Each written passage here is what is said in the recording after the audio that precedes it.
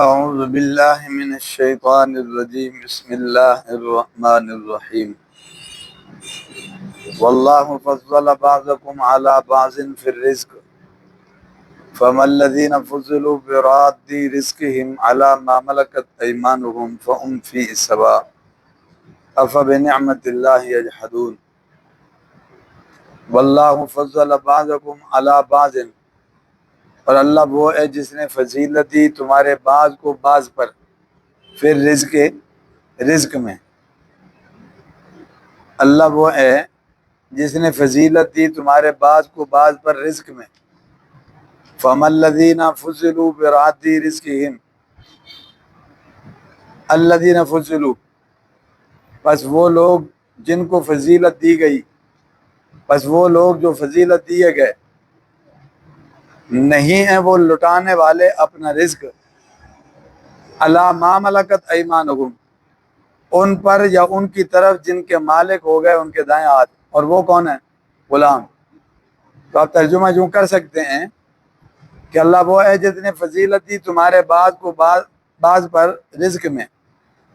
وہ لوگ جو فضیلت دیے گئے بس نہیں ہیں وہ لٹانے والے اپنا رزق اپنے غلاموں پر، ان پر جن کے مالک ہو گئے ان کے دائیں ہاتھ۔ فہم فی سواء، کہ پس وہ اس میں کیا ہو جائیں؟ برابر ہو جائیں۔ یعنی جو مالک ہے، آقا ہے، اللہ جو اس کو رزق دے رہا ہے، وہ اپنا رزق اور مال غلام پر کبھی اس کے حوالے نہیں کرے گا کہ دونوں کیا ہو جائیں؟ برابر ہو جائیں۔ میں بہت امیر ہوں تو وہ بھی میرے ساتھ کیا ہو جائے؟ امیر ہو جائے۔ وہ نہیں لوٹائیں گے کہ وہ بھی ان میں کیا ہو جائیں؟ برابر ہو جائیں۔ افبنعمت اللہ یجحدون، تو کیا بس اللہ کی نعمتوں کا انکار کرتے ہو؟ تو کیا افبنعمت اللہ یجحدون، تو کیا بس وہ اللہ کی نعمتوں کا انکار کرتے ہیں؟ تو کیا بس وہ اللہ کی نعمتوں کا انکار کرتے ہیں؟ توجہ فرما لیں، ایک دفعہ اس کا مفہوم ذہن نشین کر لیں۔ اللہ نے رزق کے معاملے میں سب کو ایک جیسا نہیں رکھا، ایک جیسا نظام، ایک جیسا مقام، ایک جیسی ملکیت، ایک جیسی حیثیت سب کی نہیں ہے۔ بعض کو بعض پر اللہ نے کیا دی ہے؟ فضیلت دی ہے رزق کے حوالے سے۔ اور ظاہر ہے جب فضیلت جس کو ملی، آپ کہہ لیں کہ وہ آقا ہے، مالک ہے، وہ کبھی اپنی ملکیت اور اپنا رزق غلاموں کے حوالے نہیں کرے گا کہ چلو برابر ہو جائیں، ہم بھی امیر ہیں اور تم بھی کیا ہو جاؤ، وہ کبھی نہیں کریں گے۔ افبنعمت اللہ یجحدون، تو کیا اللہ کی نعمت کا کیا کرتے ہیں؟ وہ انکار کرتے ہیں۔ یعنی یہاں نعمت سے مراد اللہ کی کتاب ہے، قرآن پاک ہے، تو ہر نعمت مراد ہو سکتی ہے، لیکن یہاں یہی مراد ہے جس میں توحید کا پیغام ہے۔ اب ذرا اس مفہوم کو اچھی طرح سمجھنے کے لیے ایک تمیز ذہن میں رکھ لیجئے گا۔ عرب میں جہاں اور رشتے تھے اور نسبتیں اور تعلق تھے، وہاں ایک یہ رشتہ بھی موجود تھا کہ ایک آقا ہوتا اور دوسرا اس کا کیا ہوتا؟ غلام ہوتا۔ اس کو یوں بھی کہہ دیتے ہیں کہ ایک مالک ہوتا، دوسرا اس کا مملوک ہوتا۔ مالک کہ جو چیز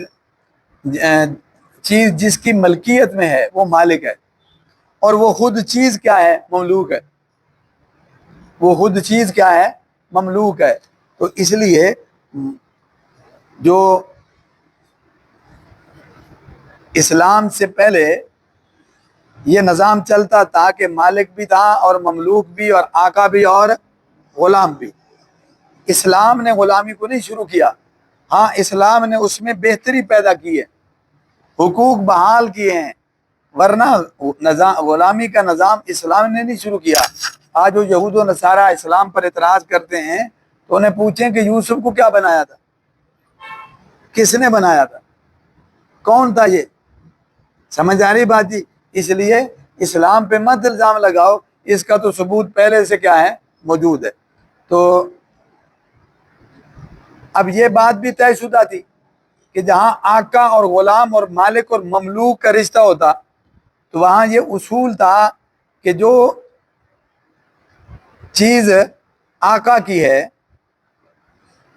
وہ اگر غلام کو دے بھی دی جائے تو غلام اس کا مالک نہیں بنتا، اس لیے کہ جب تک وہ غلامی میں ہے تب تک اس کی کوئی ملکیت نہیں ہے، اس کی ملکیت آقا کی ملکیت ہے، جو آقا کی ملکیت ہے وہی چلے گی، بلکہ اس کے پاس جو کچھ ہے وہ کس کی ملکیت ہے؟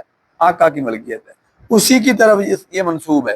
تو لہذا غلامی میں ہوتے ہوئے اس کی ملکیت کے بھی کوئی حقوق نہیں، جس کا مطلب یہ ہے کہ اول تو کوئی آقا اپنے غلام کو اتنا مال دے گا نہیں کہ یہ بھی میرے برابر امیر ہو جائے، اور دوسرا اگر کوئی دے بھی صحیح تو وہ مالک نہیں کہلائے گا، بلکہ مالک تو پھر وہی اصل آقا ہی ہے۔ تو معلوم ہوا کسی اعتبار سے بھی غلام اور آقا برابر نہیں ہے، کسی اعتبار سے بھی غلام اور آقا برابر نہیں ہے۔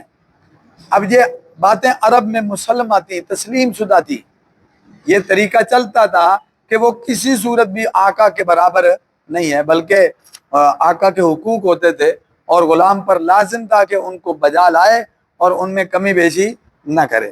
اب اللہ اپنی بات سمجھانا چاہ رہے ہیں، اللہ اپنی بات سمجھانا چاہ رہے ہیں کہ میرے ساتھ کسی کو شریک نہ کرو، نہ عبادت میں نہ تصرفات میں، میرے ساتھ کسی کو شریک نہ کرو۔ اس کی وجہ یہ ہے کہ فرمایا دیکھو تمہیں آقا اور غلام اور مالک اور مملوک کے رشتے اور تعلق کا پتہ ہے کہ مالک کبھی نہیں چاہے گا کہ میں مال دے کے غلام کو بھی اپنے برابر کر لوں، اور اگر کچھ دے بھی صحیح تو وہ مالک کہلاتا ہی نہیں ہے۔ بالکل اسی طرح سمجھیے گا کہ یہ لوگ جن کو معبود بنا رہے ہیں وہ اللہ کی کیا ہیں؟ مخلوق ہیں، وہ اللہ کے غلام ہیں، سارے اللہ کے غلام ہیں نا، وہ اللہ کے کیا ہیں؟ غلام ہیں۔ اور وہ جو آقا ہے وہ ان غلاموں کی زندگی کا بھی مالک ہے، موت کا بھی مالک ہے، نفع اور نقصان کا بھی مالک ہے، حتیٰ کہ ان کے رزق کا بھی کیا ہے؟ وہ مالک ہے۔ ان غلاموں کا رزق اس حقیقی آقا کے ذمہ ہے، یعنی اللہ کے ذمہ ہے۔ اور جو تمہارا نظام آقا اور غلام والا ہے اس میں آقا کوئی رازق نہیں ہے، یہی محنت کرتا ہے کھا لیتا ہے اور باقی مالک کے حوالے کرتا ہے، تو آقا اس کی زندگی اور موت کا مالک بھی نہیں ہے، آقا اس کے نفع نقصان کا مالک بھی نہیں ہے۔ لیکن اس کے باوجود تم اس غلام کو اس دنیاوی آقا کے برابر نہیں کرتے، حالانکہ یہ آقا اس کے نفع نقصان کا مالک نہیں ہے، پھر بھی تم غلام کو آقا کے برابر نہیں کرتے، مملوک کو مالک کے برابر نہیں کرتے۔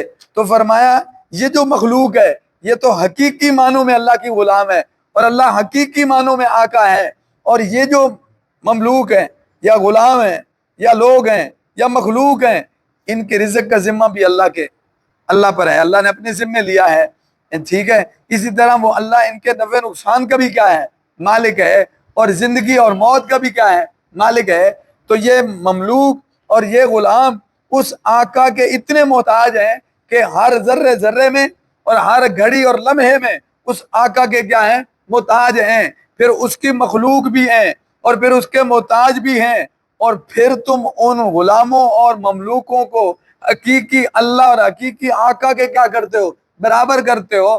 اپنے دنیاوی نظام میں تم اس آقا اور غلام کو برابر نہیں سمجھتے، تو پھر اللہ اور مخلوق کو، خالق اور مخلوق کو، مالک اور مملوک کو، آقا اور غلام کو، جو صحیح معنوں میں آقا ہے اور ہم صحیح معنوں میں اس کے مملوک ہیں، پھر ان دونوں کو تم برابر کیسے کرتے ہو؟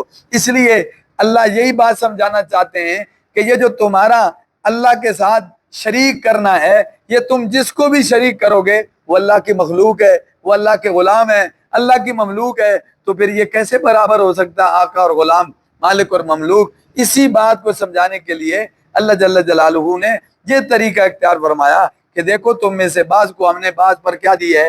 فضیلت دی ہے، یعنی بعضوں کو بہت زیادہ رزق دیا ہے اور وہ آقا بن گئے ہیں، وہ مالک بن گئے ہیں، اور اس کے باوجود کہ وہ آقا اور مالک ہیں پھر ان کا غلام اور مملوک بھی ہے، لیکن آقا کبھی بھی مال اپنا رزق اس مملوک کی طرف نہیں لٹائے گا کہ یار چلو یہ بھی برابر ہو جائے، ایسا نہیں ہوگا۔ لٹائے بھی صحیح تو وہ مملوک مالک ہی نہیں بنتا، تو گویا برابری ممکن ہی نہیں ہے۔ فرمایا اس سے بھی زیادہ اس بات کو سمجھیے گا کہ خالق اور مخلوق برابر نہیں ہیں، بندے اور اللہ برابر نہیں ہیں۔ یہ مالک اور مملوک کیا ہے؟ مالک الملک حقیقی معنوں میں اللہ کی ذات مالک ہے، وہ اللہ کی ذات جو مالک ہے وہ مالک، اور یہ مملوک برابر نہیں ہو سکتے۔ تو اب اس آیت کا مفہوم پڑھیے گا، اب سمجھ آئے گی کہ بعض کو بعض پر ہم نے رزق میں کیا دے رکھی ہے، یعنی بعضوں کو زیادہ اور بعضوں کو تھوڑا، یہ فرق کبھی ختم نہیں ہوگا۔ اور پھر فرمایا یہ جو تھوڑے اور زیادہ کا فرق ہے، آپ یوں سمجھ لیں ایک آقا اور ایک کیا ہے، غلام ہے۔ تو فرمایا اگر آقا کو بہت زیادہ ملا ہے تو وہ کبھی اپنا رزق اپنے غلام کے حوالے نہیں کرے گا کہ چلو وہ بھی برابر ہو جائے۔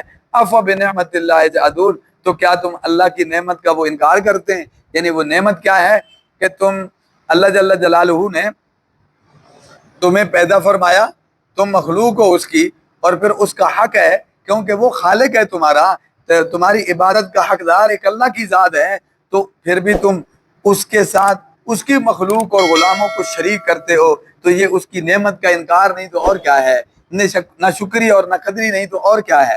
بات سمجھ میں آ رہی ہے؟ تو ایک ایسی بات سے اللہ نے اپنا دعویٰ ثابت کیا ہے کہ جو بات عرب کے لوگ اچھی طرح کیا ہے جانتے تھے۔ سمجھ آ رہی بات جی؟ اللہ جل جلالہ سمجھ نصیب فرمائے، اللہ عمل کی توفیق عطا فرمائے، اللہ ہمارے عقیدوں کو درست فرمائے۔ صدق اللہ العظیم۔